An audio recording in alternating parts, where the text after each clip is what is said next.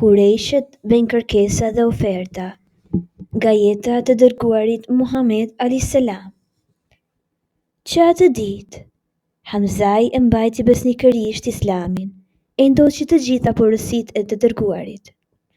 Kthimi i tij nuk dështoi se paturi efektin e vet mbi kurejshet, të cilët tani ishin mëngurues për t'i rënë qafë të dërguarit drejt për drejt, duke ditur që Hamzai do ta mbronte.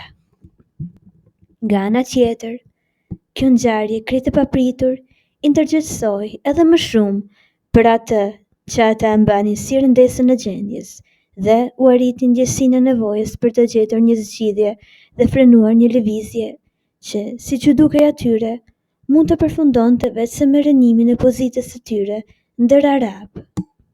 Nisur nga ky rrezik, ata u pajtuan që të ndërronin taktikë e të ndiqnin një sugjerim që u bë në kuvend nga një prej burrave kryesor të Abdu Shemsit, Utba ibn Rabie.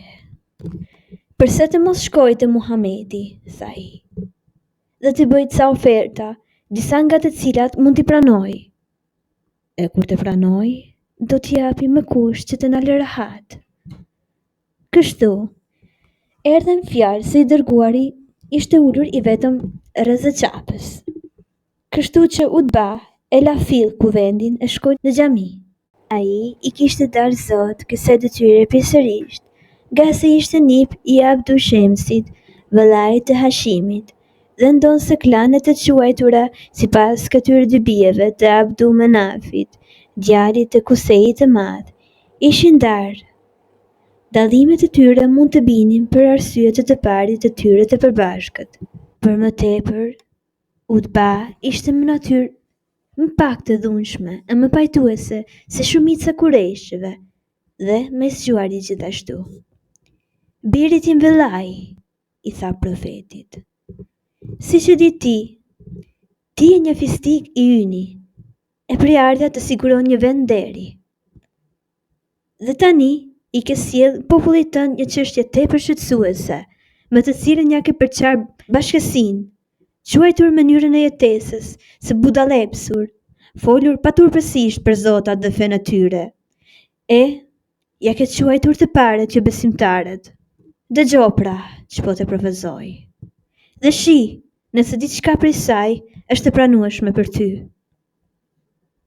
Nëse është pasuria ajo që kërkon, do të grumbullojnë një pasuri nga pronat tona të ndryshme, që të jesh më i pasur ndër ne. Nëse do ndërim, do të bëjmë zotriun ton, dhe nuk do të marrim vendim pa miratimin tënd. E nëse dëshiron mbretëri, do të bëjmë mbretërinë ton. E nëse nuk e heq vetë këtë gisht që të shfaqur, do të gjejmë një mjek dhe harxojmë pasurinë ton, gjersa kurimi yt të plotësohet. Kur kishte përfunduar fjalën, i dërguari tha: Tash ti më dëgjo, o baba i Velidit. Po të dëgjoj, tha Utba. Me që rast, i dërguari i këndoi një pjesë të shpatjes që sapo i kishte zbritur. Utba ishte i gatshëm të jepte të paktën përshtypjen se po mbante vesh nga politika ndaj një njeriu të cilin shpresonte të bënte për vete. Por pas pak fjalive, të gjitha këto mendime ishin shndruar në mrekullim me vetë fjalët. Ai rinte ulur aty, i mbështetur mbi duart pas shpinës, tek dëgjonte i mahnitur nga bukuria gjuhës që po i rridhte në vesh. Shenjat e recituara flisnin për vete shpalljen dhe krimin e tokës e të kupës shqellore. Pastaj tregonin për të dërguarit dhe popujt e shkuar që pas ju kishin bërë qëndres, ishin shkatruar dhe dënuar me skëter.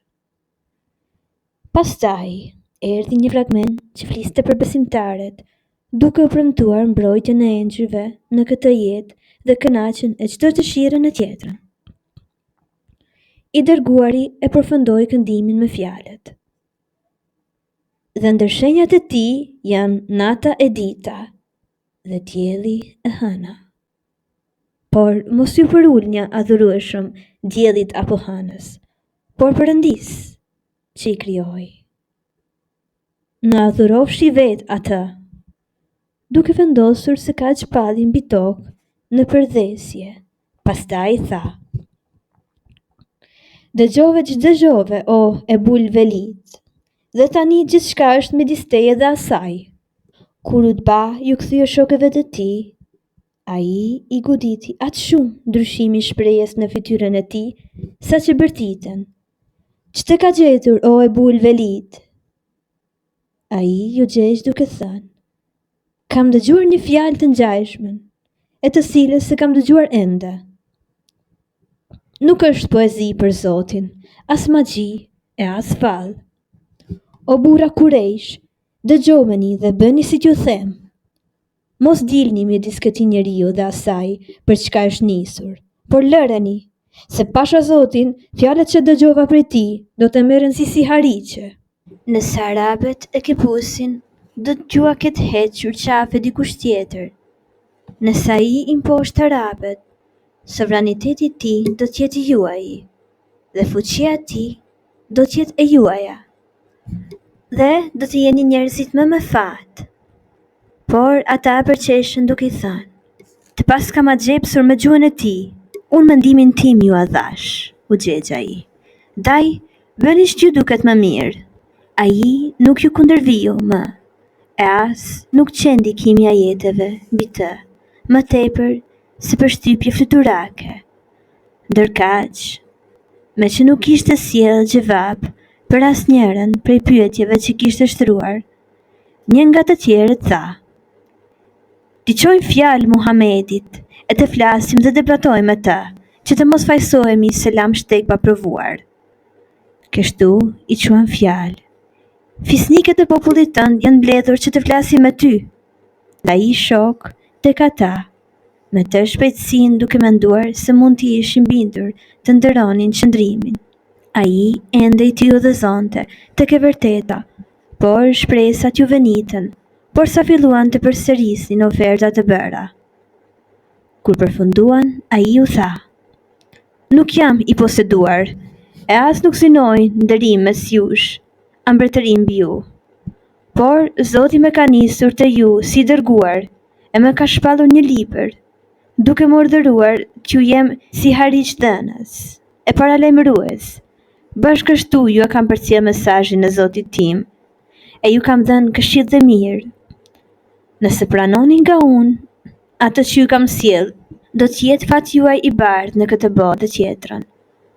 Por nëse kundërshtoni, atëherë do ta pres me durim gjykimin e Zotit mësnesh. Përgjigjja e tyre vetme ishte të ktheheshin aty ku e kishin lënë dhe të thoshin që nëse nuk ua pranonte ofertat, atëherë të bënte diçka që t'ua vërtetonte se ishte i dërguar i Zotit dhe njëkohësisht t'ua lehtësonte jetën. Kërkoi Zotit të na i heq këto male që na rrethojnë e të na rafshoj tokën dhe bëj që lumenj të rrjedhin mbi të, si ato të Sirisë dhe Irakut, dhe të ngrej për ne disa nga të parët tanë me styre kusein, që të pyesin nëse ajo çfarë thua është e vërtetë apo gënjeshtër, ose në qoftë se nuk të pëlqen t'i bësh këto për ne, kërko favore për veten. Kërkoj Zotit të dërgojë me ty një engjëll që do t'i konfirmoj fjalët e tua të na përgënjeshtrojnë neve.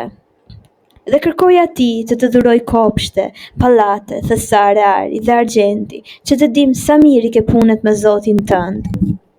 I dërguari ju përgjigj me fjalët: Nuk jam ai që i kërkon të Zotit e vet aso gjërash, e as nuk jam dërguar për këtë. Por Zoti më ka nisur për të paralajmëruar e për të dhënë si hariqe. Duke refuzuar të dëgjonin, ata thanë: Atëherë bëje qiellin të na bjerë copash mbi kokë.